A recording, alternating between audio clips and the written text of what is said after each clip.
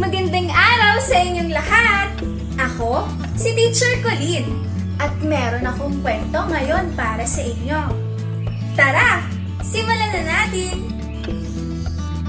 Ang pamagat ng kwento na inyong mapapakinggan at mapapanood ay ang araw at ang hangin.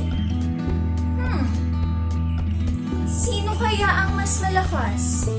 Ang araw ba? O ang hangin? Madalas daw na nag-aaway itong dalawang ito noong araw dahil nagpapalakasan nga. Isang araw, sinabi ni Hangin,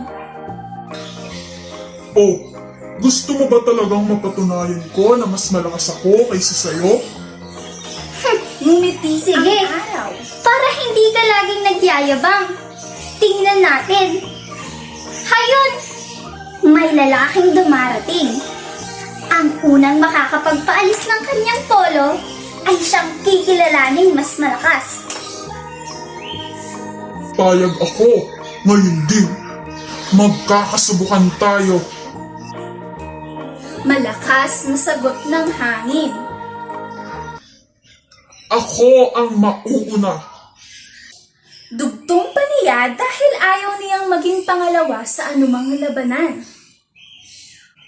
Sinimula niyang hipan ang naglalakad na lalaki. Sa umpisa ay tila nagugustuhan ng tao ang hihip ng hangin. Kaya naging masigla at bumilis ang lakad nito. Nilakasan ng hangin ang paghihip.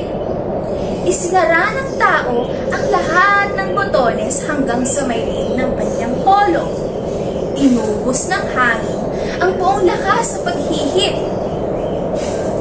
Lalo namang pinagkaipit-ipit ng mga braso ng lalaki ang damit dahil tila giniginaw na siya. Nang hina ng katakot-takot ang hangin sa paghihip niya ay talagang hindi niya makuha mapaalis ang damit ng lalaki.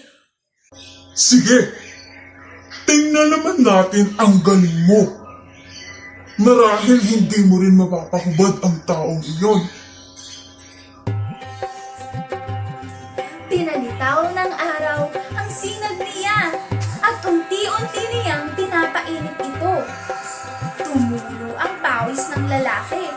Dinagdagan pa ng araw ang init ng inilalabas niya at ang lalaki ay nagkalas ng mga ilang botones ng baro.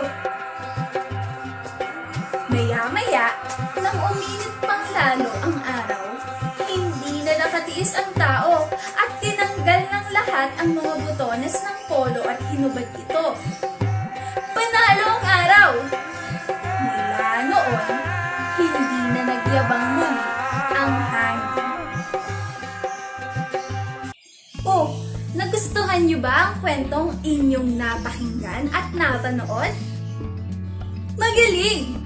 Ang kwentong ang araw at si Hangin ay nagpapakita ng halaga ng mapagkumbabang pagtanggap sa katotohanan at pagkilala sa lakas at kakayahan ng iba.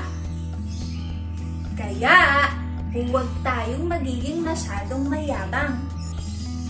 Matuto tayo laging maging mapagkumbaba sa lahat ng bagay. Sana ay nasiyahan kayo sa ating kwento ngayong araw. Magkita tayo ulit para sa panibagong kwento natin. Paalam!